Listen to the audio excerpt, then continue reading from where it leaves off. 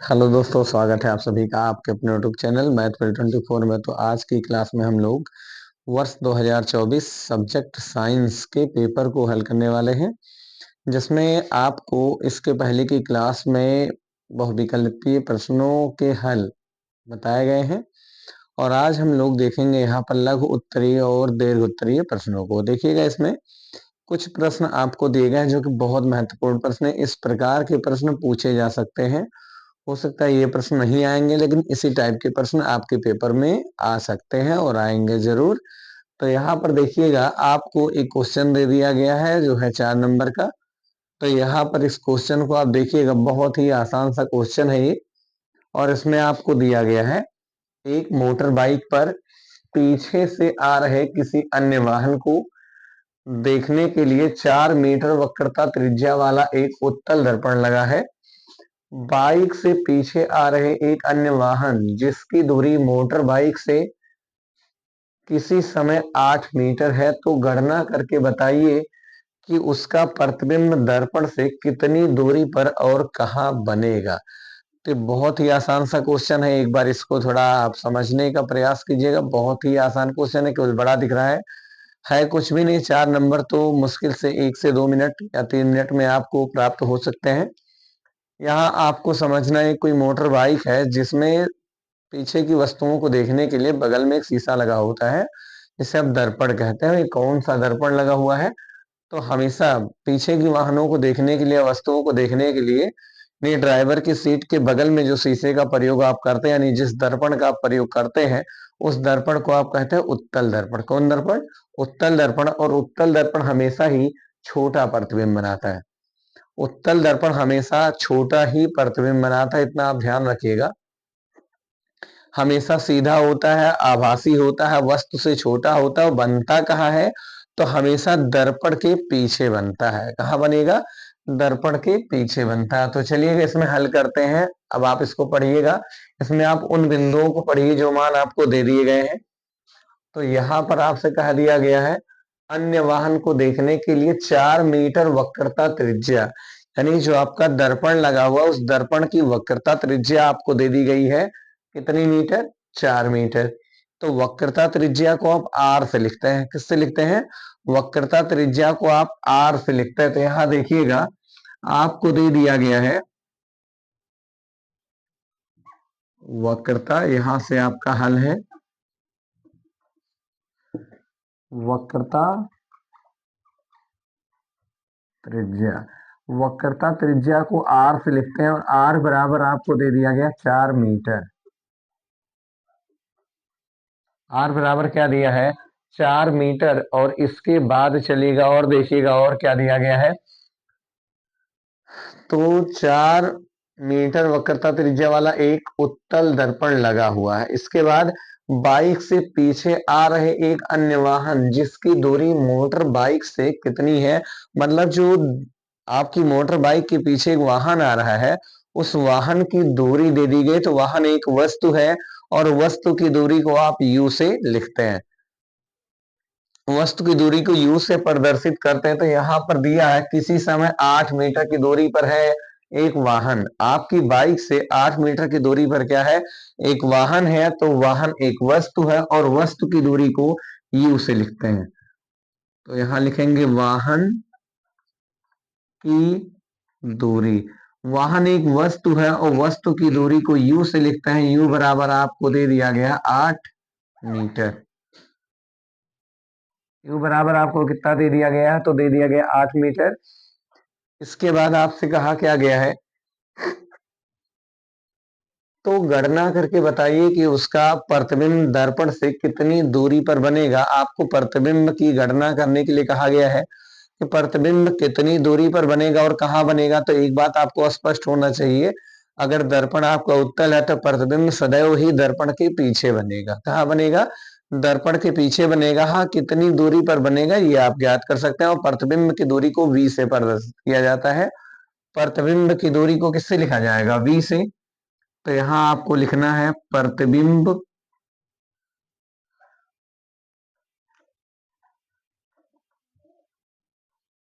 की दूरी v। v बराबर आपको कह दिया गया, क्या कीजिए, तो आपसे कहा गया ज्ञात कीजिए। तो इतना आपको स्पष्ट होना चाहिए कि प्रतिबिंब की दूरी आपको क्या करनी है, ज्ञात करनी है। तो एक बात यहाँ आपको ध्यान रखना है, आपको u पता है, v नहीं पता है। अगर आपको v नहीं पता तो यहाँ एक बात का आपको ध्यान होना चाहिए, क्या क्या आपको मिले तो ये सब ज्ञात हो सकते हैं। तो यहाँ से अगर आपको u पता है, v नहीं पता है, तो आपको f पता होना चाहिए, क्योंकि जब तक आपको फोकस दूरी नहीं मिल पाएगी तब तक आप यहाँ पर v नहीं ज्ञात कर सकते। तो सबसे पहला काम आप कीजिएगा, v निकालने के पहले f निकालिएगा। तो फोकस दूरी और वक्रता त्रिज्या में एक संबंध होता है, फोकस दूरी वक्रता त्रिज्या की आधी होती है। जो फोकस दूरी होती है वक्रता त्रिज्या की आधी होती है। आपको यहाँ समझ लेना है, फोकस दूरी को f से लिखा जाता है, f बराबर सूत्र होता है r/2। अच्छा, एक बात यहाँ तक तो ठीक है, अब आप f बराबर r/2 लगा सकते हैं, लेकिन समझने वाली बात है कि ये जो मान दिए गए हैं क्या ये सही है। तो आपके सवाल के अनुसार तो मान सही है, लेकिन सवाल हल करने से पहले आपको एक चिन्ह परिपाटी का उपयोग करना होता है। तो यहाँ पर ध्यान दीजिएगा, मान लो एक ये आपका उत्तल दर्पण है। कौन दर्पण? उत्तल दर्पण है, जिसमें दबे हुए तल पर पॉलिश लगी होती है और उभरा हुआ तल क्या होता है, चिकना होता है। तो जहां जैसे ये आपका दर्पण है, जिसे आप M1 M2 लिख सकते हैं। अगर यहाँ देखें तो किसी ना किसी गोले का भाग होगा, तो यहाँ पर इसका क्या हो जाता है, वक्रता केंद्र हो जाता है। इसके ठीक में कहीं इसका मुख्य फोकस F हो जाता है, ये ध्रुव हो जाता है P। और जो वक्रता केंद्र और ध्रुव को मिलाने वाली रेखा होती है, इसे हम मुख्य अक्ष कहते हैं। वक्रता केंद्र और ध्रुव को मिलाने वाली रेखा क्या कहलाती है, मुख्य अक्ष कहलाती है। अब वस्तु हमेशा जो भी जिसका आप प्रतिबिंब खींचना चाहते हैं इसके सामने रहेगा, तभी तो उसका आरेख बन पाएगा। अब यहाँ समझिएगा, कुछ देर के लिए मूल बिंदु को, आप मैथ में जाएंगे तो मूल बिंदु को मतलब जिसका ध्रुव है उसे मूल बिंदु मान लिया जाता है। ध्रुव को क्या मान लिया जाता है, मूल बिंदु मान लिया जाता है। अब इतना आप ध्यान रखिएगा, आप पढ़े होंगे निर्देशांक ज्यामिति, जिसमें एक होता है x अक्ष और एक होता है y अक्ष। ये दोनों अक्ष एक दूसरे को जहां काटते हैं उस बिंदु को हम मूल बिंदु कहते हैं। तो मान लिया गया कि ये आपका मूल बिंदु है, जो ध्रुव है वो क्या होता है, मूल बिंदु होता है। अब इसे मूल बिंदु तो मान लिए। अब मूल बिंदु के बाईं ओर की दूरियां किसमें होती है, माइनस में, और दाईं ओर की दूरियां किसमें होती है, प्लस में। एक बात का ध्यान रखिएगा, ये ध्रुव से फोकस तक की दूरी को फोकस दूरी कहा जाता है और इसे स्मॉल f से लिखा जाता है। तो इसका चिन्ह क्या रहेगा, तो यानी जो आपका स्मॉल f है उसका चिन्ह तो प्लस होगा। अगर बात करें वक्रता त्रिज्या की, तो ध्रुव से वक्रता केंद्र तक की दूरी को वक्रता त्रिज्या कहते हैं।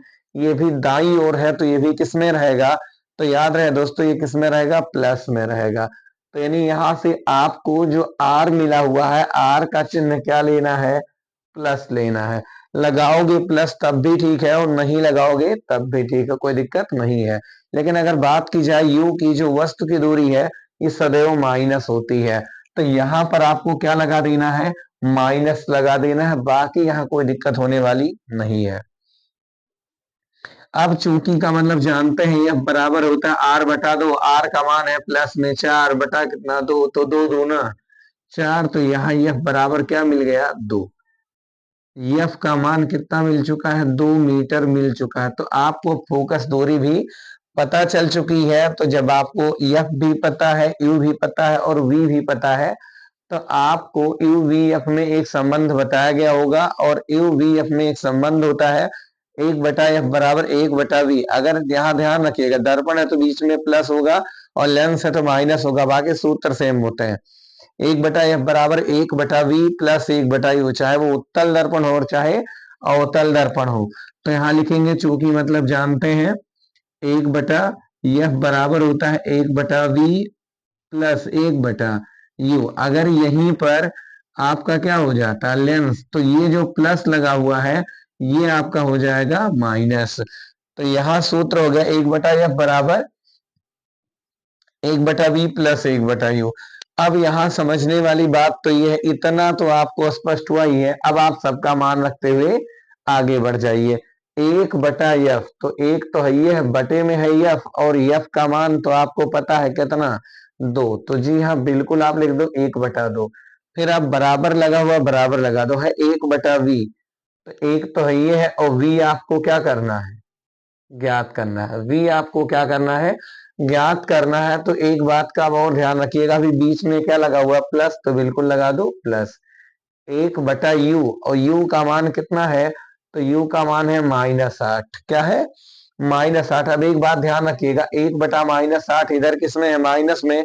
अगर हम दूसरे पक्ष में ले जाएंगे तो इसका चिन्ह क्या होगा, प्लस। क्योंकि जिसका मान आपको निकालना है उसको आप रोक लो, बाकी को दूसरी ओर भेज दो। तो यहाँ पर 1/8 है किसमें, माइनस में। अगर इसे हम बाईं ओर ले जाएंगे तो हो जाएगा प्लस में, माइनस से क्या हो जाएगा, प्लस हो जाएगा 1/8। बराबर बचेगा क्या, तो 1/b बचेगा। अब यहाँ देखिएगा 1/2 और 1/8 को हल कीजिए। तो या तो हर बराबर होता तो काम आसान हो जाता, यदि हर बराबर नहीं है तो आप हर जरूर बराबर कर सकते हैं। अगर हो रहा हो तो कीजिए, और नहीं हो रहा हो तो तिरछा गुणा कर दीजिए। अगर हम यहाँ पे 2 में 4 से गुणा कर दें तो बताओ 8 हो जाएगा कि नहीं हो जाएगा। तो यहाँ 2 में गुणा कर दीजिएगा, कैसे, 4 से। अगर आप नीचे 4 से गुणा करेंगे तो गणित का नियम ऊपर 4 से गुणा करना होगा।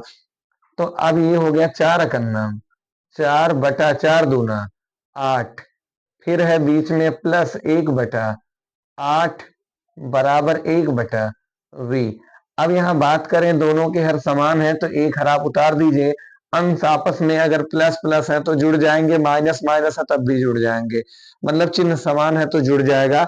4 और 1 हो जाएगा 5, बटे में क्या होगा 8, बराबर हो गया 1/v। अब इसको उलट दीजिए, क्योंकि तुम्हारा v कहाँ है, नीचे है। तो उलट दीजिए, 8/5 बराबर ये हो गया v/1। तो v एकन्नम, v का मान आ गया 8/5। अब 8 में भाग दो 5 से, 5 एकन्नम 5, यहां भी काट दो 5 एकन्नम 5। जैसे कितना बचा होगा, तो बचा होगा 3। 8 था, 5 कट गया, 3 बचा, और पॉइंट लगाया तो जीरो बढ़ाएंगे हो जाएगा 30। 5 × 30। तो यहां से आपका v का मान मिल जाएगा 1.6 मीटर। यही आपका आंसर है, 1.6 मीटर। और बनेगा कहाँ, दर्पण से पीछे। यही आपका क्या हो गया, आंसर। तो इस तरीके से आप लगा सकते हैं, कोई बहुत बड़ी समस्या होने वाली नहीं है। एक बार समझिए, वक्रता त्रिज्या आपको दे दी गई है, वाहन की दूरी अर्थात वस्तु की दूरी भी आपको u दे दी गई है। वस्तु हमेशा सामने होता है, नहीं बाईं ओर होता है तो माइनस में रहेगा। वक्रता त्रिज्या दाईं ओर है तो किसमें होगी, प्लस में। चिन्ह परिपाटी के अनुसार प्रतिबिंब आपको ज्ञात करना है। तो पहले ही प्रतिबिंब ज्ञात करने के पहले फोकस दूरी मिलना चाहिए। 1 यानी तो पहले आपका सूत्र होता है f बराबर r/2। r का मान आपको मिला है 4 आ गया 2, 2 दूना 4। तो f का मान कितना मिल गया, 2। 1/f बराबर होता है 1/v प्लस 1/u। 1/f तो f का मान 2। फिर 1/v ज्ञात करना है, प्लस 1/u। तो u का मान -8। इधर माइनस से पूरा उधर जाएगा, क्या होगा, प्लस। तो 1/2 पहले था उसको लिख दिए थे, फिर माइनस था प्लस हो गया 1/8, बराबर बचा केवल 1/v। हर बराबर करने के लिए 4 से नीचे और 4 से ऊपर गुणा कर दिए। तो ये हो गया 4 दूना 8, ऊपर 4 एकन्नम 4, प्लस 1/8 बराबर 1/v। दोनों के हर समान है, अंश आपस में जुड़ जाएंगे। 4 1 5 बटे में क्या है 8, बराबर 1/v। आपका v कहाँ है, नीचे। आपको ज्ञात करना है तो उसे उलट दीजिए, तो ये उल्टेगा तो 8/5 बराबर v/1 होगा। अब b एकन्नम, v बचा, और जब भाग दिए 5 से 8 में तो कितना आ गया, 1.6 आ गया। यही तो आपका हो गया आंसर। मतलब 1.6 मीटर की दूरी पर बनेगा, और कहाँ बनेगा, दर्पण के पीछे बन जाएगा। इतना तो आपको स्पष्ट हो चुका होगा। अगर आपको अब तक इसमें कोई समस्या हो तो आप जरूर बताइएगा। अब आप इसको थोड़ा जल्दी नोट कीजिए, फिर देखते हैं आपका अगला प्रश्न। स्क्रीनशॉट भी आप ले सकते हैं, और थोड़ा जल्दी आप नोट कीजिए।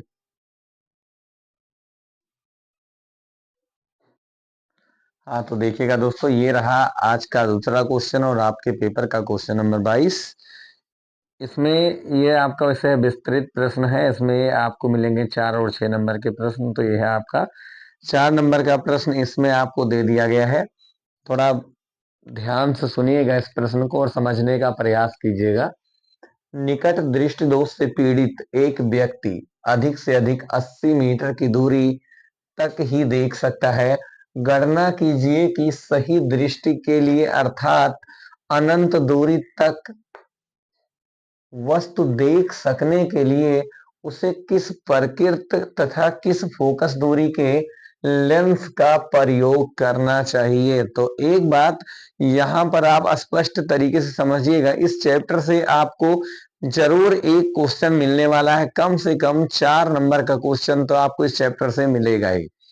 4 और 6, 4 या 6 का एक क्वेश्चन मिलेगा, चाहे मानव नेत्र की संरचना पूछ ली जाए, चाहे फिर निकट दृष्टि दोष या दूर दृष्टि दोष पूछ लिया जाए कारण निवारण सहित और आरेख सहित, इतना ध्यान रखिएगा। और या फिर कोई क्वेश्चन दे दिया जाए, इस बार तो आपको एक क्वेश्चन दे दिया गया था, इस क्वेश्चन को चलिए देखिएगा कि किस तरीके से आपको हल करना है। इसमें एक एक बातों को आप समझने का प्रयास कीजिएगा। इसमें कहा गया निकट दृष्टि दोष। अच्छा, निकट दृष्टि दोष होता क्या है? सबसे पहले तो ये जानिएगा निकट दृष्टि दोष क्या होता है। इसके नाम में इसकी परिभाषा छिपे, निकट दृष्टि दोष मतलब निकट दृष्टि तो ठीक है, निकट दृष्टि तो क्या है, ठीक है, लेकिन शेष में क्या है, दोष है। तो ऐसे दोष को आप क्या कहेंगे, निकट दृष्टि दोष। मतलब निकट तो उसे दिखाई दे रहा है और बाकी शेष में क्या है, दोष है। तो एक बात का ध्यान रखिएगा, जब नेत्र को पास की वस्तुएं स्पष्ट दिखाई दें और दूर की वस्तुएं स्पष्ट दिखाई ना दें, जब नेत्र को पास की वस्तुएं स्पष्ट दिखाई दें और दूर की वस्तुएं स्पष्ट दिखाई ना दें, तो इस प्रकार के दोष को आप क्या कहते हैं, निकट दृष्टि दोष कहते हैं। इसमें अच्छा, निकट और पास का क्या मतलब है?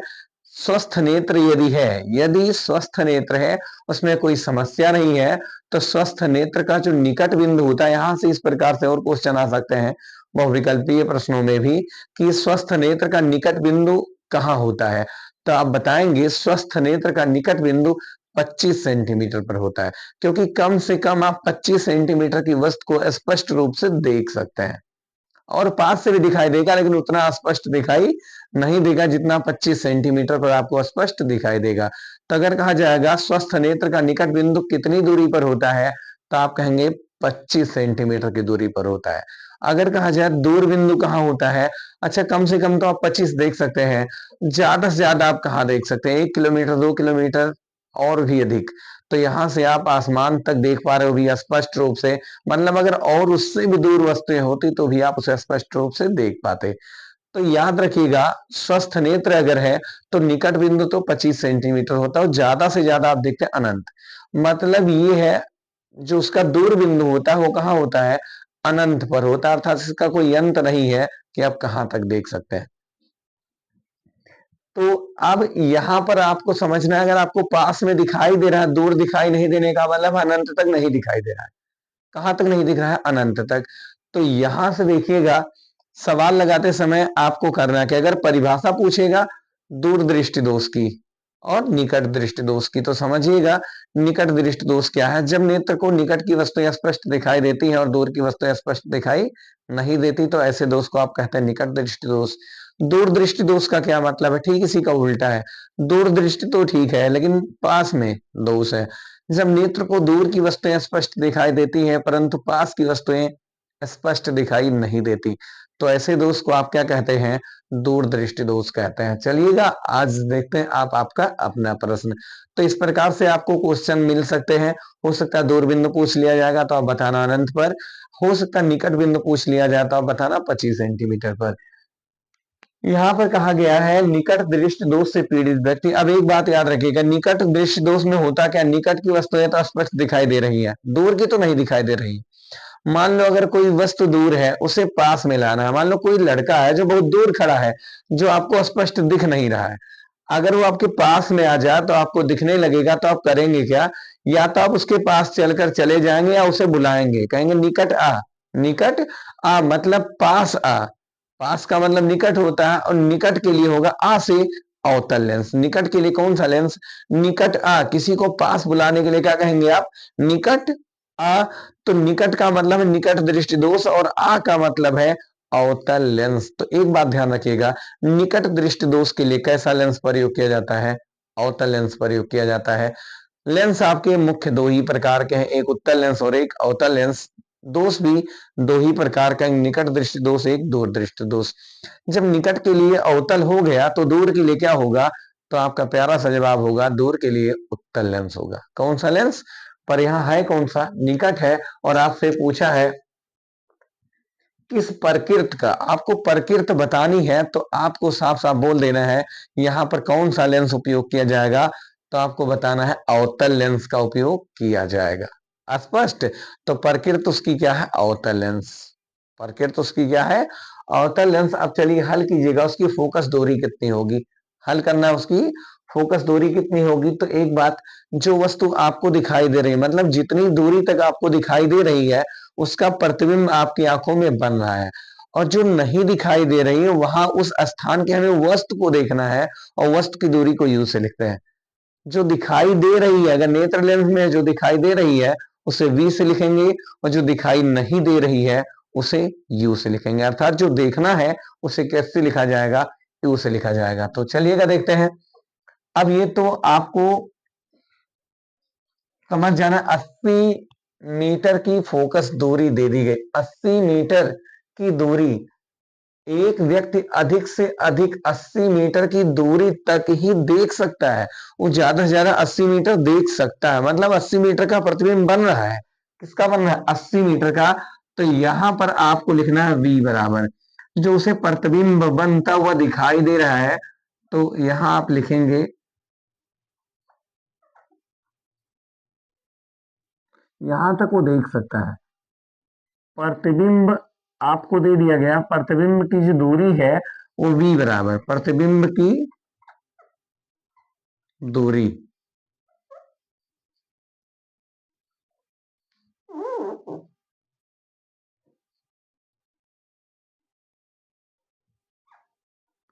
प्रतिबिंब की जो दूरी है वो आपको दे दी गई है v बराबर कितनी? तो कितनी दी गई है? 80 मीटर। एक बात ध्यान दीजिएगा, सब चाहे वस्तु होगी या प्रतिबिंब, सब नेत्र के यानी बाहर होगा। जो भी लेंस आप लगाएंगे वो नेत्र के बाहर होगा।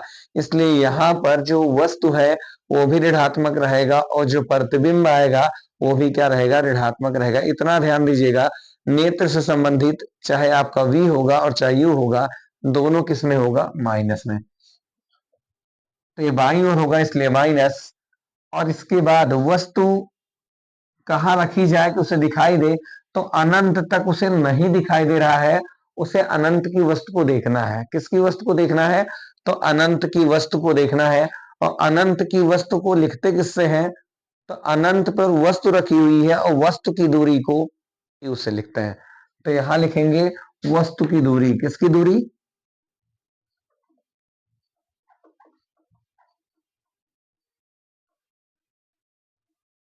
वस्तु की दूरी। और वस्तु की दूरी को लिखा किससे जाता है? तो यू से लिखा जाता है, बराबर। आपको दे दिया गया अनंत, ये भी किसमें रहेगा? अनंत भी किसमें रहेगा? तो रहेगा माइनस में। किसमें रहेगा? माइनस में। अब यहां से देखिएगा, आपको अब हल क्या करना है। आपको प्रतिबिंब की दूरी मिल गई है, आपको वस्तु की दूरी मिल गई, अभी आपको फोकस दूरी याद करनी है। और फोकस दूरी को आप लिखते किससे हैं? तो फोकस दूरी को आप लिखते हैं यफ से। किससे लिखते हैं? यफ से। तो यहां पर आप लिखिएगा, फोकस दूरी को आपको यफ से लिखना है, और यफ बराबर है प्रश्नवाचक चिन्ह। यफ बराबर क्या है? तो यहां लिखिएगा फोकस दूरी।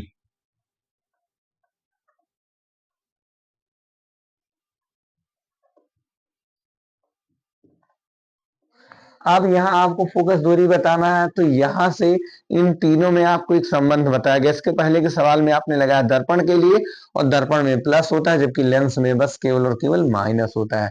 तो यहाँ होगा 1/f बराबर 1/v माइनस 1/u। 1/f बराबर होता है 1/v माइनस 1/u। तब आप इसको आसानी से हल कर सकते हैं। यहाँ होगा 1/f। यफ का मान आपको कितना दिया गया है? तो यफ का मान आपको दे दिया गया है, कुछ भी नहीं दिया है, यह बराबर है प्रश्नवाचक चिन्ह। यह बराबर आपको दिया है प्रश्नवाचक चिन्ह, मतलब मान ज्ञात करना है। बचा क्या है? v। और v का मान आपको पता है कितना? माइनस में 80। तो 1/, यह बराबर 1/, माइनस 80, 1/-80, और इसके बाद फिर बीच में क्या लगा, -1/u, और u का मान है माइनस अनंत। u का मान क्या है, माइनस अनंत है, तो ये माइनस तो ऊपर चला जाएगा, 1 बटा, यह बराबर होगा -1/80, -1/80, और माइनस माइनस क्या होगा, प्लस हो जाएगा 1/अनंत। और 1/अनंत का मान क्या होता है, तो 1/अनंत का मान होता है 0। 1/अनंत का मान क्या होता है, 0 होता है, तो ये हो जाएगा आपका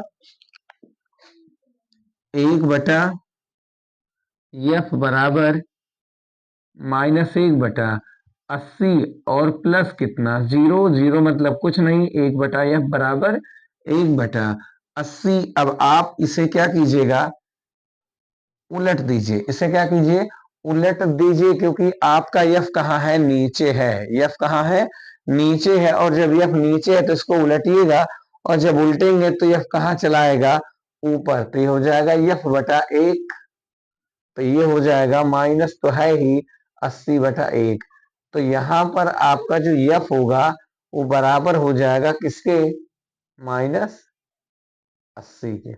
माइनस बस बता रहा है इसकी प्रकृति को, क्योंकि अवतल की फोकस दूरी क्या होती है, माइनस होती है, जबकि उत्तल की फोकस दूरी प्लस होती है, तो यहाँ एफ बराबर हो जाएगा 80 मीटर।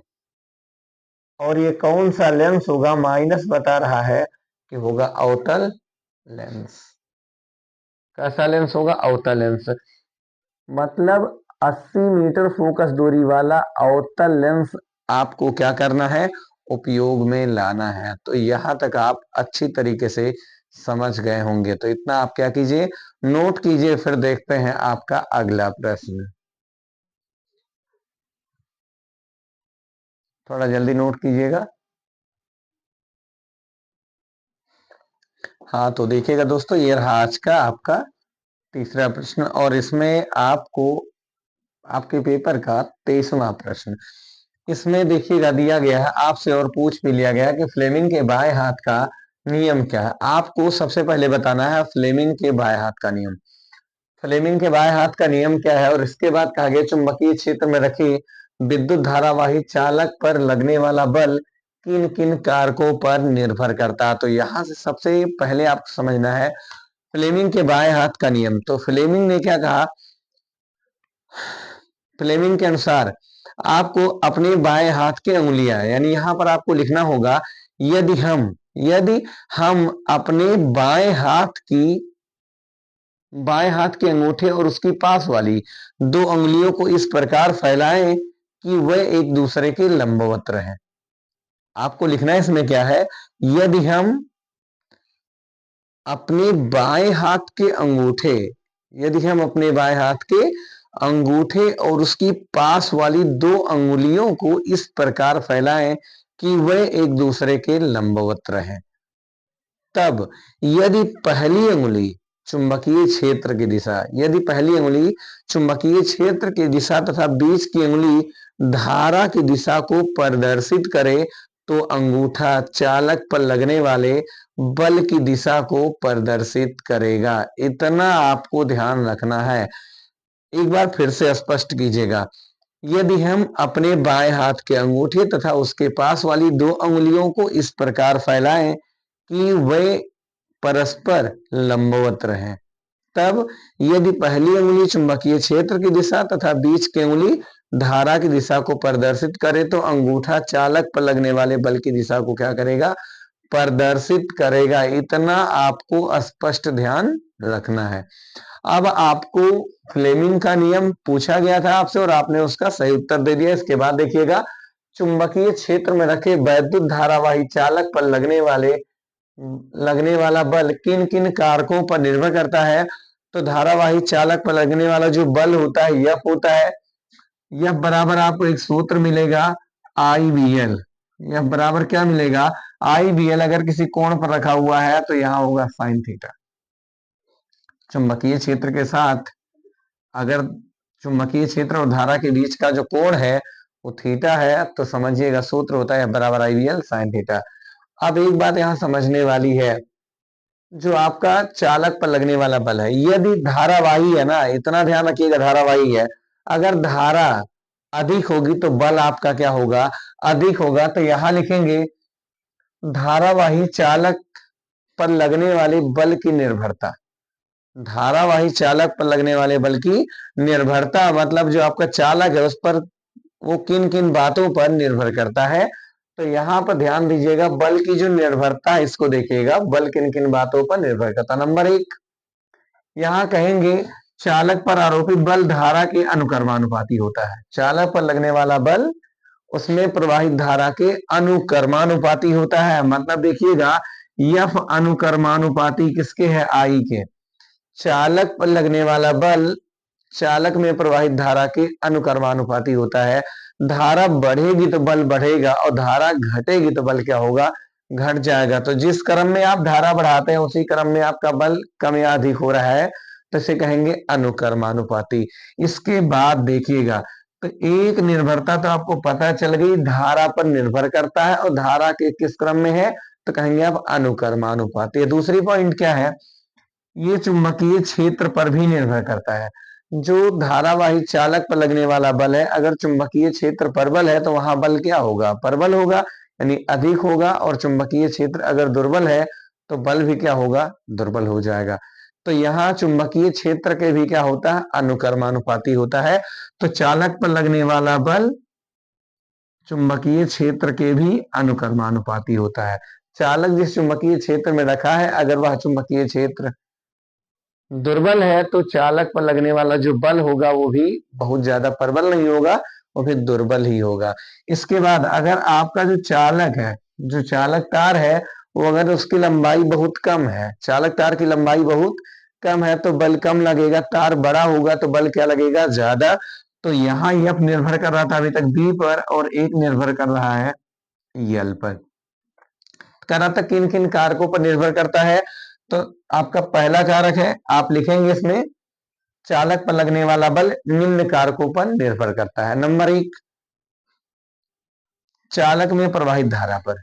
नंबर एक, चालक में प्रवाहित धारा पर। इसके अंतर्गत भी आपको लिखना है किसी चालक पर आरोपित बल उसमें प्रवाहित धारा के अनुक्रमानुपाती होता है। पहला हो गया। दूसरा पॉइंट आपको लिखना है चुंबकीय क्षेत्र पर। किस पर लिखना है, चुंबकीय क्षेत्र पर। तो फिर यहां लिखेंगे चालक पर आरोपित बल चुंबकीय क्षेत्र की तीव्रता के अनुक्रमानुपाती होता है। बी बढ़ेगा तो बल बढ़ेगा, बी घटेगा तो बल घट जाएगा। अगला और अंतिम पॉइंट है यफ अनुक्रमानुपाती यल है। तो यहां लिखेंगे चालक तार की लंबाई पर। चालक तार की लंबाई पर, तो यहां आपको लिखना होगा किसी चालक पर लगने वाला बल, किसी धारावाही चालक पर लगने वाला बल चालक तार की लंबाई के अनुक्रमानुपाती होता है। तो इस तरीके से आप इसे एक मान लेना, इसे दो मान लेना और इसे तीन मान लेना। तो यहां पर लगाएंगे यफ अनुक्रमानुपाती आई बी एल। अब अनुक्रमानुपाती का चिन्ह हटाइएगा तो यह बराबर हो जाएगा के आई बी एल, जहां के एक नियतांक है जिसका मान प्रयोग द्वारा एक दे दिया जाता है। तो यह बराबर हो गया आई वी एल। यह आपका सूत्र हो जाएगा। तो यहां तक आपको कोई दिक्कत होने वाली नहीं है। तो आप लगा सकते हैं कि फ्लेमिंग के बाएं हाथ का नियम क्या है और जो चालक है धारावाही चालक वो किन किन बातों पर निर्भर करता है। तो इस तरीके से ये क्वेश्चन आपको जरूर समझ में आया होगा। अब देखते हैं आपका अगला प्रश्न, और आज का चौथा प्रश्न। 24 नंबर क्वेश्चन आपसे दे दिया गया, एक आरेख खींच दिया गया है। मतलब थोड़ा एक काम करते हैं, इसमें आपको कुछ नोट तो करना नहीं है। हाँ, तो देखिएगा दोस्तों, ये रहा आपका क्वेश्चन नंबर 24। तो इसमें आपको दे दिया गया है एक आरेख। तो आपसे कह दिया जाएगा, मतलब उपरोक्त आरेख में निम्न बिंदुओं को आप ज्ञात कीजिए। तो ये जो आपको आरेख दे दिया गया है इसमें कुछ बिंदुओं को आपको ज्ञात करना है। ज्ञात क्या करना है, आरेख सबसे पहले आप देखेंगे इसमें 3 प्रतिरोध लगे हुए, एक है 6 ओम का, एक है 2 ओम का और एक है 0.8 ओम का। और यहाँ जो सेल लगा हुआ है वो कितने वोल्ट का लगा हुआ, 12 वोल्ट का। इसमें एक एनोड है और एक क्या है, कैथोड है। इतना आपको ध्यान में रखते हुए चलना है। धारा गई हुई होगी तो कुछ इस तरीके से निकली हुई है और यहाँ से जाती हुई फिर यहाँ पहुंच गई, यहाँ से घूम के चली आई है। तो इस तरीके से यहाँ आपको ज्ञात करना है कुल प्रतिरोध, इसके बाद निकालना है सेल से प्रवाहित धारा और लास्ट में बताना 0.8 ओम प्रतिरोध के सिरों पर विभवांतर। ये प्रश्न आपको दे दिया गया 6 नंबर में। कितने नंबर में दिया है, 6 नंबर में ये प्रश्न आपको दे दिया गया था। बहुत ही आसान तरीके से इसको हल कर सकते हैं। तो देखिएगा हल करने का नियम क्या है। जैसे आप धारा को यहां से देखना शुरू कीजिएगा, धारा घूमती हुई गई है तो यहां से यहां तक तो धारा का एक मार्ग था और यहां से धारा के 2 मार्ग हो गए। यदि धारा के अलग अलग मार्ग हो जाते हैं और प्रत्येक मार्ग में एक प्रतिरोध मिलता है तो देखिएगा यहाँ मिला एक प्रतिरोध 6 ओम का, यहाँ मिला 2 ओम का, और दोनों के पहले सिरे एक बिंदु से लगे हैं और दोनों के दूसरे सिरे एक बिंदु से लगे हैं। तो ऐसी व्यवस्था को आप कहते हैं समांतर क्रम संयोजन। कौन क्रम, समांतर क्रम संयोजन आप कहते हैं। तो यहाँ पर आपको 3 प्रतिरोध जोड़ना है। कितना जोड़ना है, 3 प्रतिरोध जोड़ना। एक है 6 ओम का, एक है 2 ओम का, एक है 0.8 ओम का।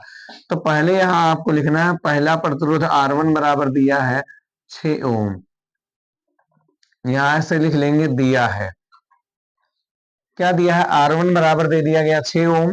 जो आपका दूसरा प्रतिरोध है R2 ये दे दिया गया है 2 ओम।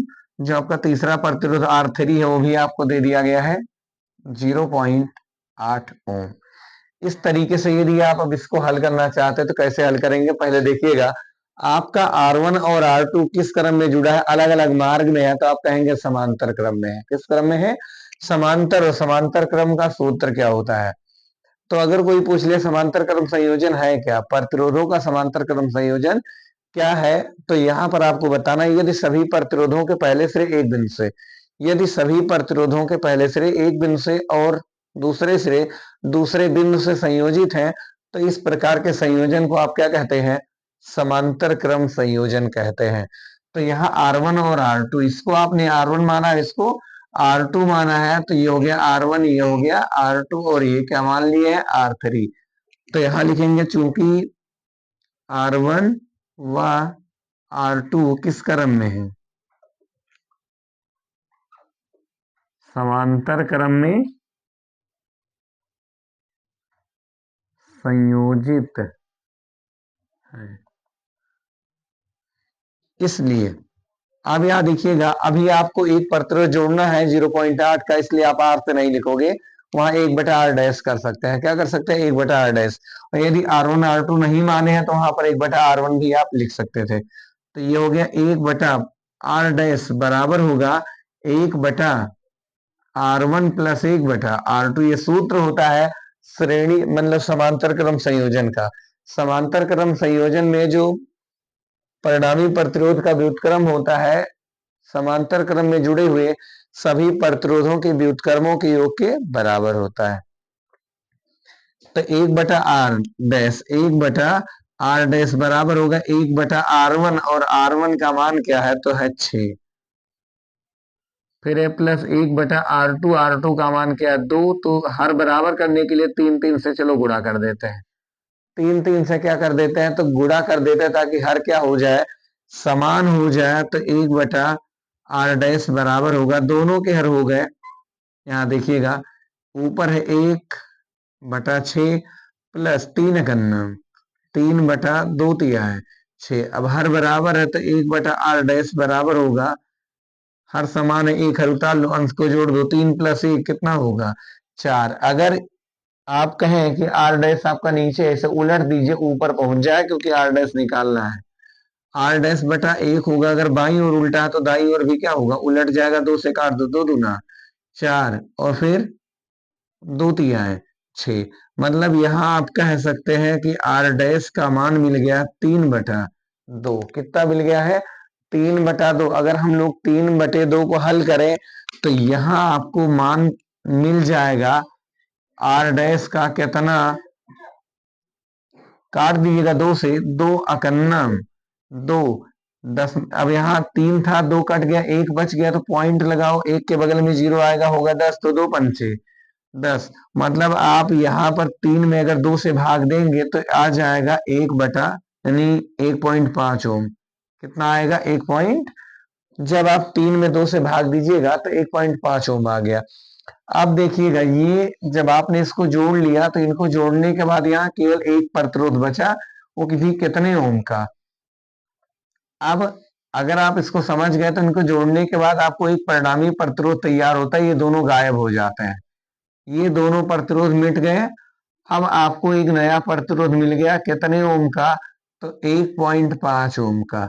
अब देखो यहाँ पर 1.5 ओम है, इसी लाइन में एक और दूसरा भी है 0.8। अब जब दोनों प्रतिरोध एक लाइन में हो गए तो उसे जोड़ देंगे आप श्रेणी क्रम। कौन सा क्रम जोड़ देंगे? यदि सभी प्रतिरोधों का दूसरा सिरा अपने अगले प्रतिरोध के पहले सिरे से जुड़ा हो तो इस संयोजन को आप क्या कहते हैं? कहते हैं श्रेणी क्रम संयोजन। तो यहाँ अब आप जोड़ दीजिए किस क्रम में? श्रेणी क्रम में। तो यहाँ है कौन? आर डैश, और वहां कौन है? R3। तो लिखेंगे चूंकि आर डैश व R3 किस क्रम में है? श्रेणी क्रम में है, इसलिए अब आखिरी बार जोड़ रहे हैं, इसके बाद कोई प्रतिरोध जोड़ना नहीं है शेष। तो इस तरीके से आप अंतिम में तुल्य प्रतिरोध को R से लिख सकते हो। तो यहाँ इसलिए लिखेंगे कुल, चाहे परिणामी कुल प्रतिरोध या परिणामी प्रतिरोध R बराबर होता है R1 प्लस R2। तो यहाँ R1 नहीं है बल्कि R डैश है, प्लस R2 नहीं है बल्कि R3 है। तो जोड़ दो मान रखकर, R डैश का मान 1.5, R3 का मान 0.8। जोड़ दो, 8 5 13 के 3, हासिला 1 1 0 1 और 1 2, यानी आ गया 2.3। कितना आ गया? 2.3 ओम। जो आपका परिणामी प्रतिरोध आ चुका है वो कितना आ गया? 2.3 ओम आपको मिल चुका है। इसके बाद देखिएगा, एक क्वेश्चन आपने हल कर दिया। अब आपसे पूछा गया है सेल से प्रवाहित धारा, तो यहां पर अब आपका पहला आंसर आपको मिल गया है। अब यहां आपने हल किया था, ये पहला पॉइंट था। कौन सा है? पहला। अब यहां से इसका हल करना है, कौन सा? दूसरा। दूसरे में आपसे पूछा गया सेल से प्रवाहित धारा मतलब आई ज्ञात कीजिए, और आई के लिए आपको विभव दे दिया गया 12 वोल्ट। तो V बराबर दे दिया गया 12 वोल्ट, और आई आपसे पूछ लिया गया। तो यहाँ पर इन दोनों में एक सूत्र आपको पता चलेगा ओम के नियम से। किसके नियम से? ओम जी ने कहा था विभव और धारा का अनुपात नियत रहता है, उसी नियतांक को आप प्रतिरोध कहते हैं। तो यहाँ एक सूत्र होगा B बराबर IR। ओम के नियम से एक सूत्र मिल जाता है आपको, V बराबर IR। अब देखिएगा V, तो V का मान आपको पता है कितना? 12। आई आपको ज्ञात करना है, और लास्ट में फिर आपको R का मान दे दिया गया 2.3। तो यहां पर होगा गुणे 2.3। 2.3 गुणा करा इधर आएगा, भाग करेगा तो हो जाएगा 12/2.3 बराबर किसके? आई के। दशमलव हटा दो, हटाओगे तो यहां पर आ जाएगा एक जीरो। अतः आई बराबर हो गया 120 बटा कितना? 23। 120 अब आप चाहें तो भाग दे सकते हैं। क्या कर सकते हैं? भाग चाहे तो दे सकते हैं, नहीं तो ऐसे रहने दीजिए, कोई दिक्कत नहीं है। अब यहां देखिएगा, अगर आप भाग देना चाहें तो भाग दे सकते हैं। अगर कहें 20 पंचे तो कहेंगे 20 पंचे 100 और 3 पचे 15। 20 पंचे 100, 3 पचे 15, तो 23 पंचे 115। अब अगर आप काटना चाहे तो काट दो, 23 का नाम 23 और 23 पंचे 115, आ गया कितना? 5। 23 पंचे 115, 5 बच गया, लेकिन आपको पॉइंट लगाना होगा। तो 5 के बगल में अब आप जीरो लाएंगे तो हो जाएगा 50। 23 दूना 46। 23 दूना कितना हुआ? 46। तो आपके पास बचा कितना? 46 4 50, 4 हो गया होगा। अब की बार एक जीरो बढ़ाएंगे तो आएगा 40। अब की बार अगर जीरो बढ़ाएंगे तो कितना आएगा? 40। तो फिर 23 करना, 23। तो ये हो गया 5.21। लास्ट वाली संख्या को आप चाहें तो छोड़ सकते हैं, अगर 5 से छोटी है तो 5.2 एम्पियर। ये आपको मिल गई है धारा। क्या मिल चुकी है? धारा मिल चुकी है 5.2 एम्पियर। इसके बाद आपसे कहा गया है आपको विभव बताना है किस ओम का? 0.8 ओम का। ये किस क्रम में है? तो श्रेणी क्रम में। श्रेणी क्रम में धारा क्या होती है? बिल्कुल समान होती है, कोई दिक्कत होने वाली नहीं होती है। तो यहां लिखेंगे आप तीसरा पॉइंट, 0.8 ओम में 0.8 ओम का विभवांतर। 0.8 ओम का क्या है? विभवांतर। और विभवांतर को आप किससे लिखते हैं? V से। तो यहाँ V डैश लिख दीजिएगा, क्योंकि कुल विभव को आपने V से लिखा है। कुल विभव को किससे लिखा है? V से। तो यहाँ विभव को V डैश से आप लिख सकते हैं। तो V डैश बराबर होगा IR। V बराबर ओम के नियम से होता है IR। तो I तो धारा है, लेकिन यहाँ R ना होकर R3 है। R ना होकर क्या है? R3 है। आप चाहें तो विभव को भी मान सकते हैं V3।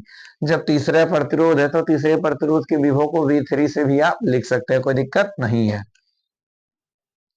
आई तो आपको दे दिया गया 5.2 गुणे कितना है? R3, और R3 का मान है 0.8। अब चलो इसका गुणा कर देते हैं। क्या कर देते हैं? गुणा। 8 दूना 16 के 6, 8 दूना 16 के 6, हासिल कितना बचा होगा? 1। 8 पंचे 40, 8 पंचे 40 और 1 41 आ गया। तो एक बात ध्यान रखिएगा, दो अंक पर लगा हुआ दशमलव। दो अंक पर क्या लगा है? दशमलव। तो यहां समझिएगा कितना? एक अंक और एक अंक, दो अंक। तो एक और एक, दो अंक, मतलब इतना वोल्ट। 4.16 वोल्ट। 4.16 वोल्ट किसमें गया है? तो 0.8 ओम में पहुंच गया है। तो यहां तक आपको बात स्पष्ट समझ में आ चुकी होगी। बस इतना ही लगाने के बाद आपको मिल जाएंगे आपके 6 नंबर। आपसे 3 प्रश्न पूछा गया और तीनों का उत्तर। एक तो पूछा गया कुल प्रतिरोध। तो कुल प्रतिरोध आपको कितना मिल गया था? यहाँ आपने हल किया तो आ गया 2.3 ओम। फिर आपसे कहा गया धारा बताओ, तो धारा आ गया 5.2 एम्पियर। फिर पूछा गया 0.8 का वोल्टेज, तो बता दिए 4.16 वोल्ट। तो इस तरीके से आपको आपका उत्तर आसानी से मिल सकता है। यदि आप थोड़ा भी प्रयास करेंगे, मेहनत करेंगे, तो इसमें कोई बहुत विशेष समस्या होने वाली नहीं है। चलिएगा, अब इसको आप नोट कीजिए, फिर बताते हैं आपको आज का अगला प्रश्न।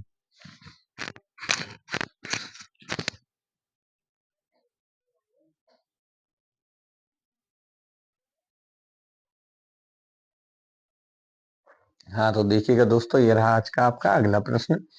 इसमें आपसे कहा गया है निम्नलिखित अभिक्रियाओं के लिए संतुलित समीकरण लिखिए। क्या लिखना है?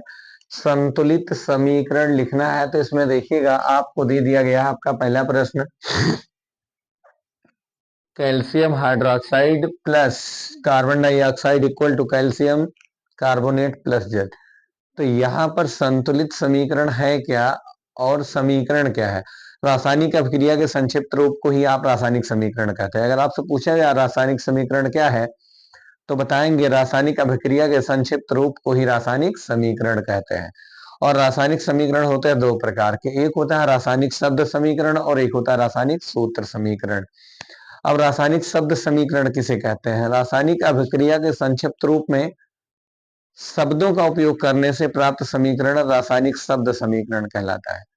और रासायनिक अभिक्रिया के संक्षिप्त रूप में प्रतीकों का उपयोग करने से प्राप्त समीकरण रासायनिक सूत्र समीकरण कहलाता है। इतना आपको स्पष्ट हुआ होगा। रासायनिक सूत्र समीकरण दो प्रकार का होता है, एक होता है कंकाली समीकरण और एक होता है संतुलित रासायनिक समीकरण। ये कंकाली समीकरण क्या होता है? यानी वह अभिक्रियाएं जिनमें अभिकारकों के परमाणुओं की संख्या उत्पादों के परमाणुओं की संख्या के बराबर नहीं होती, उन्हें हम लोग क्या कहते हैं? कंकाली समीकरण कहते हैं। और ऐसे समीकरण जिनमें अभिकारकों के परमाणुओं की संख्या उत्पादों के परमाणुओं की संख्या के बराबर होती है, संतुलित रासायनिक समीकरण कहलाते हैं। तो सबसे पहले आपको दिया शब्द समीकरण, आप संतुलित तभी कर सकते हैं जब आपको प्रतीक के रूप में मिलेगा तब। तो अब चलिएगा देखते हैं हम लोग इसे कैसे लिखेंगे। अब आपको लिखा हुआ है calcium hydroxide plus carbon dioxide equal to calcium carbonate plus जल। अब ऐसे तो संतुलित कर नहीं सकते क्योंकि परमाणु आपको दिख नहीं रहे, तो सबसे पहले इन्हें आप प्रतीक के रूप में लिखिएगा। चलो पहला हल करते हैं। देखा कैल्शियम हाइड्रोक्साइड, कैल्शियम होता है Ca, ये होता है डबल प्लस। क्या होता है? Double plus. हाइड्रोक्साइड की बात करें तो होता है OH माइनस। अगर ये डबल प्लस है तो यहाँ भी डबल माइनस होना चाहिए, और इसके लिए यहाँ पर आ जाएगा ट्वाइस। क्या आ जाएगा? ट्वाइस। तो अगर दो प्लस हो गया और दो माइनस, तो दो प्लस से दो माइनस कैंसिल हो जाएगा, और आपको मिल जाएगा कैल्शियम हाइड्रोक्साइड का सूत्र CaOH का होल ट्वाइस। थोड़ा पास में लिख देते हैं इसको, बन जाएगा CaOH का होल ट्वाइस। ये बन गया आपका कैल्शियम हाइड्रोक्साइड। प्लस है कार्बन डाइऑक्साइड। कार्बन तो होता है C, डाई मतलब दो, ऑक्साइड मतलब ऑक्सीजन। अगर कार्बन के साथ दो ऑक्सीजन हो तो हम लोग उसे क्या कहते हैं? कार्बन डाइऑक्साइड कहते हैं। तो ये होगा CO2। इक्वल टू अगर बात की जाए कि आगे क्या दिया गया, तो ये दिया गया कैल्शियम कार्बोनेट। क्या दिया है? कैल्शियम कार्बोनेट दे दिया गया। तो इसको भी हल कीजिएगा। कैल्शियम को किससे लिखते हैं? तो कैल्शियम को लिखते हैं Ca से। और बात करें कार्बोनेट को, तो कार्बोनेट होता है CO3। CO3 का माइनस होता है तो कहेंगे CO3 डबल माइनस होता है, और कैल्शियम डबल प्लस होता है। इसके बाद को उसमें दो इलेक्ट्रॉन होते हैं, परमाणु क्रमांक 20 है, इलेक्ट्रॉनिक विन्यास होगा 2,8,8,2। बाय को उसमें 4 से कम इलेक्ट्रॉन है, त्याग देगा 2 है, 2 त्यागेगा 2 प्लस बनाएगा। 2 प्लस से 2 माइनस कट गया, आपका बन गया कैल्शियम कार्बोनेट, जिसका सूत्र होता है CaCO3। प्लस यहां से और क्या बन रहा है? तो बन रहा है जल। अब आप इसे संतुलित कर सकते हैं। देखिएगा, एक कैल्शियम, तो यहाँ क्या है? एक कैल्शियम। एक कैल्शियम तो एक कैल्शियम, ये तो बिल्कुल भी संतुलित है, कोई दिक्कत होने वाली नहीं। एक कार्बन, एक कार्बन, ये भी तो संतुलित है। बात की जाए किसकी? हाइड्रोजन की, तो यहाँ दो का गुणा H में 2H, और यहाँ भी है 2H, तो H भी क्या है? संतुलित है। कहा जाए ऑक्सीजन, देखिएगा दो का गुणा ऑक्सीजन में हुआ तो दो ऑक्सीजन यहाँ और दो यहाँ, तो कुल मिलाकर दो और दो चार ऑक्सीजन है। तो यहाँ आपके कार्बोनेट में 3 ऑक्सीजन और जल में है 1 ऑक्सीजन। कुल मिलाकर आपके पास भी कुल कितने हैं? 4 ऑक्सीजन। तो यहाँ सब संतुलित है। एक कैल्शियम संतुलित है, एक कार्बन संतुलित है, 3 और 1 4 ऑक्सीजन, 2 और 2 4 ऑक्सीजन, दो हाइड्रोजन। यहाँ सारी अभिक्रिया संतुलित है। आपको कहीं भी गुणा भाग करने की जरूरत नहीं है। बस आपको केवल अभिक्रिया जो आपको शब्द में दी गई थी, आपको देनी है किसमें? सूत्र में। तो अब देखिएगा, ये आपका हो गया, 1 नंबर का काम हो गया। इसके बाद देखिएगा, ये आपका 4 नंबर का प्रश्न था, जिसमें आपने 1 नंबर अर्जित कर लिया है। इसके बाद देखिएगा, तो अगला पॉइंट है बेरियम क्लोराइड। बेरियम को Ba से लिखते हैं। Ba होता है डबल प्लस, क्लोरीन होता है एक माइनस। तो अगर ये डबल प्लस है तो एक क्लोरीन, एक माइनस तो दो क्लोरीन, दो माइनस, तो यहां पर आएगा दो क्लोरीन। कितना आएगा? दो क्लोरीन। तो BaCl2 को आप कहेंगे barium chloride. BaCl2 plus potassium sulphate K2SO4। SO4 होता है डबल माइनस, एक पोटेशियम एक प्लस होता है, तो दो पोटेशियम आएगा, तभी तो दो प्लस होगा, और दो प्लस से दो माइनस कट जाएगा, तो बन जाएगा K2SO4। अब इसके बाद आपसे कहा गया बेरियम सल्फेट, मतलब पोटेशियम प्रबल धन है और बेरियम थोड़ा उसकी तुलना में दुर्बल धन है। और यहाँ प्रबल ऋण कौन है? Cl, तो K जुड़ जाएगा Cl के साथ, तो बन जाएगा KCl। लेकिन इससे पहले आपको क्या बनाना है? Barium sulphate. तो Ba होता है डबल प्लस, और सल्फेट होता है Ba डबल प्लस होता है SO4 double minus. Double plus से डबल माइनस कट गया, तो बचा कितना? BaSO4। ये हो गया आपका बेरियम सल्फेट। प्लस आपसे कहा गया पोटेशियम क्लोराइड। पोटेशियम को K से लिखते हैं, क्लोराइड होता है Cl माइनस, तो K प्लस होता है Cl माइनस, एक प्लस एक माइनस कट गया, बन गया आपका KCl। अब इसे संतुलित करना है, तो देखो संतुलित है या नहीं। एक भी एक भी ये तो संतुलित है। यहाँ बात करें SO4, तो यहाँ भी SO4 भी संतुलित है। बचा कौन? यहाँ दो Cl है, जबकि यहाँ एक Cl है। तो चलिएगा, यहाँ हम लोग दो से गुणा करते हैं। कितने से? दो से। दो का गुणा हुआ Cl में, तो दो Cl हो गया। यहाँ दो था, यहाँ भी। अब दो के पूरी अभिक्रिया क्या हो गई? आपकी संतुलित हो गई है। मतलब जितने परमाणु बाईं ओर है, उतने ही परमाणु दाईं ओर हो चुके हैं। अब आपको आपका तीसरा प्रश्न दे दिया गया है। इसमें कहा गया जिंक। तो जिंक को आप जानते हैं Zn। जिंक क्या होता है? Zn होता है, इसके बाद सल्फ्यूरिक अम्ल, और सल्फ्यूरिक अम्ल होता है हाइड्रोजन सल्फेट। सल्फ्यूरिक अम्ल को हाइड्रोजन सल्फेट कहा जाता है।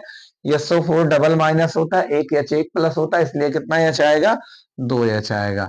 इक्वल टू, आपसे कहा गया जिंक सल्फेट, जिंक जाएगा H को विस्थापित कर देगा और बनाएगा जिंक सल्फेट। ये होता है डबल माइनस, जिंक है डबल प्लस, 2 प्लस से 2 माइनस कट गया, 2 प्लस से 2 माइनस कट गया, बन गया ZnSO4। और यहां से और क्या बचा, हाइड्रोजन, और हाइड्रोजन गैस है, किसके रूप में रहेगा, H2 के रूप में रहेगा। देखो संतुलित है या नहीं है, एक जिंक एक जिंक, एक SO4 एक SO4, 2H 2H। आपकी अभिक्रिया पूरी तरीके से संतुलित है, इसमें आपको गुणा भाग बिल्कुल भी नहीं करना है।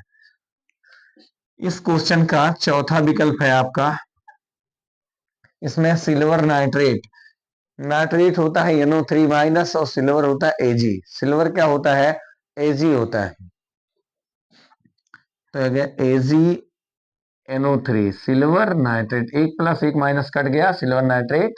प्लस होता है जिंक क्लोराइड, जिंक को Zn से लिखते हैं, होता है डबल प्लस, 2 क्लोरीन आएगा तब जाकर संतुलित होगा, ये हो गया जिंक क्लोराइड। इक्वल टू बनेगा क्या, कह रहा है सिल्वर क्लोराइड बन रहा है और जिंक नाइट्रेट बन रहा है। सिल्वर क्लोराइड, आयनों की अदला बदली हो रही है, जिंक चला रहा है Ag के स्थान पर, Ag जा रहा है जिंक के स्थान पर, तो इस अभिक्रिया को द्विविस्थापन अभिक्रिया भी कहते हैं, उभय अपघटन अभिक्रिया कहते हैं। तो यहाँ कहा गया है सिल्वर क्लोराइड मतलब Ag जुड़ गया किससे, Cl से, तो Ag एक प्लस होता है और Cl एक माइनस होता है, तो हो गया सिल्वर क्लोराइड। प्लस कहा गया जिंक नाइट्रेट, जिंक होता है Zn डबल प्लस होता है और नाइट्रेट होता है NO3 एक माइनस।